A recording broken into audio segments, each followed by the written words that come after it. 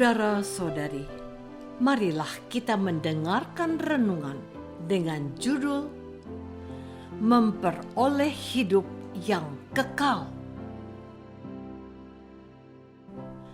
yang berdasarkan pada Injil Yohanes bab 6 ayat 40. Sebab inilah kehendak Bapa-Ku, yaitu supaya setiap orang yang melihat Anak dan yang percaya kepadanya beroleh hidup yang kekal, dan supaya Aku membangkitkannya pada akhir zaman. Dalam nama Bapa dan Putra dan Roh Kudus. Amin. Saudara-saudari terkasih dalam nama Tuhan Yesus Kristus. Tuhan Yesus datang ke dunia untuk melakukan kehendak Allah secara sempurna. Yang dikehendaki oleh Allah adalah menyelamatkan umat manusia dari dosa dan kematian. Dengan menyelamatkan manusia dari dosa dan kematian, maka manusia akan memperoleh kehidupan yang kekal. Kehidupan yang kekal berarti hidup yang abadi bersama Allah. Manusia yang memperoleh hidup abadi tidak akan mati lagi dan tidak dikuasai oleh maut dan dosa. Dan Yesus adalah satu-satu pribadi yang telah diberikan kekuasaan dan wewenang oleh Allah untuk menyelamatkan manusia dari dosa dan kematian. Dengan kata lain, tidak ada seorang pun di atas muka bumi ini yang dapat membawa manusia menuju kehidupan yang abadi.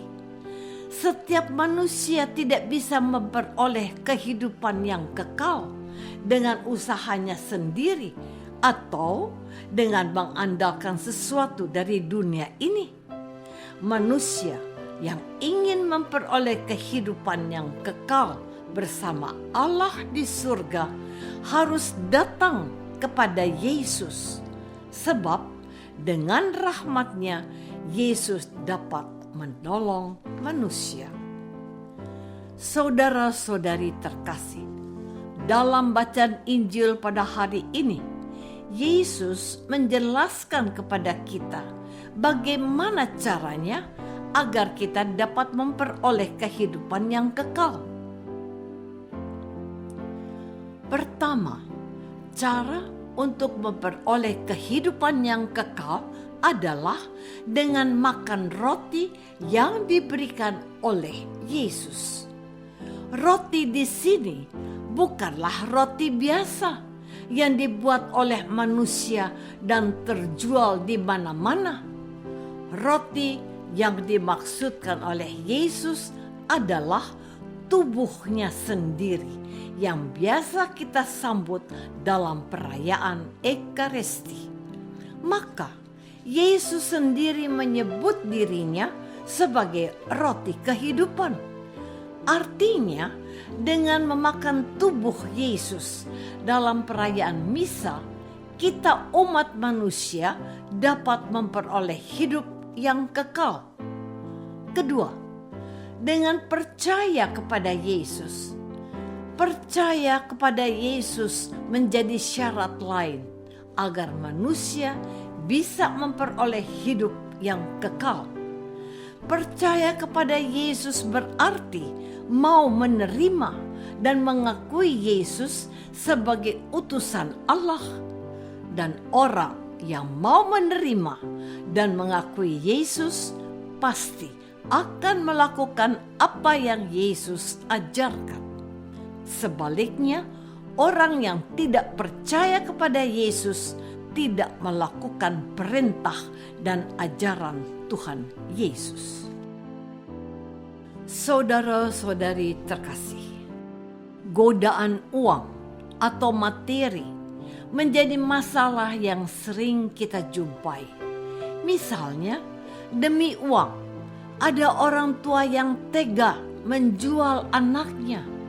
Mereka mengatakan bahwa masalah ekonomi atau kebutuhan sehari-hari menjadi alasan bagi mereka untuk tega menjual anak kandungnya kepada orang-orang yang tidak bertanggung jawab.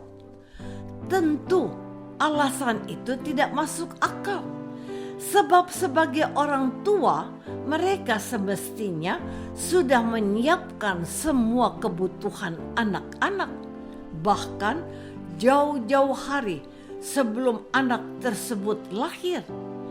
Yang lebih mengerikan dan sangat tidak manusiawi adalah sikap orang tua yang menjual anaknya demi mendapatkan uang untuk mabuk-mabukan dan berpesta pora. Contoh lain, ada juga kisah anak gadis yang menjual dirinya hanya karena tergiur oleh uang. Yang mengherankan, uang yang diperoleh anak gadis itu ternyata tidak dimanfaatkan untuk sesuatu yang penting.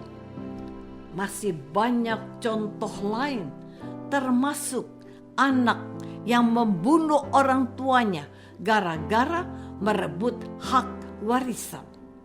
Contoh-contoh ini menunjukkan bahwa manusia lebih mengutamakan kehidupan dunia dan mengabaikan kehidupan kekal yang Allah sediakan bagi kita umatnya.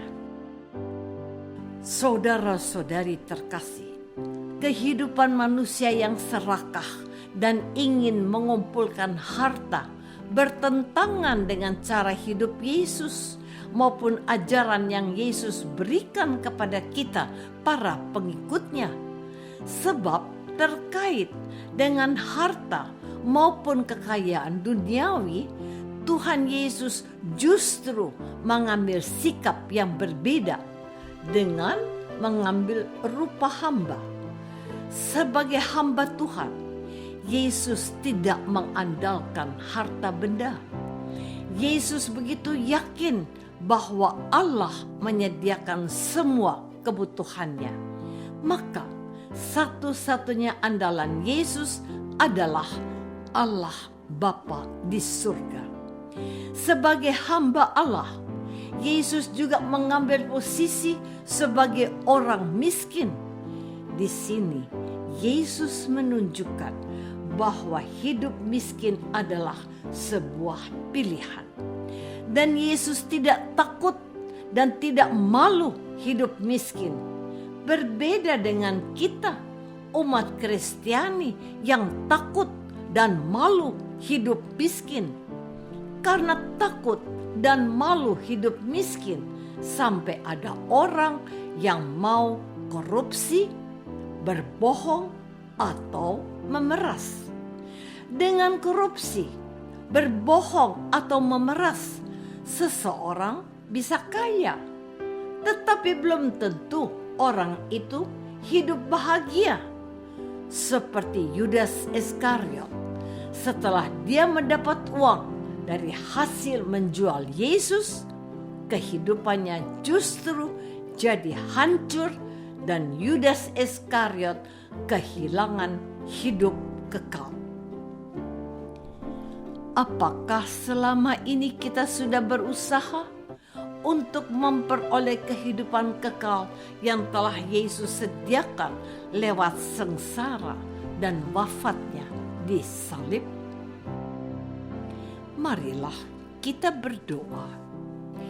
Tuhan Yesus Kristus, Allah Bapa di surga menghendaki, yaitu supaya setiap orang yang melihat Engkau dan yang percaya kepadamu memperoleh kehidupan yang kekal, dan supaya Engkau membangkitkannya pada akhir zaman. Tuhan, bantulah kami supaya kami semakin percaya kepadamu. Doa ini kami persembahkan dalam namamu, Tuhan dan pengantara kami. Amin. Semoga kita semua selalu dinaungi dan dibimbing oleh berkat Allah yang Maha Kuasa, Bapa dan Putra dan Roh Kudus. Amin.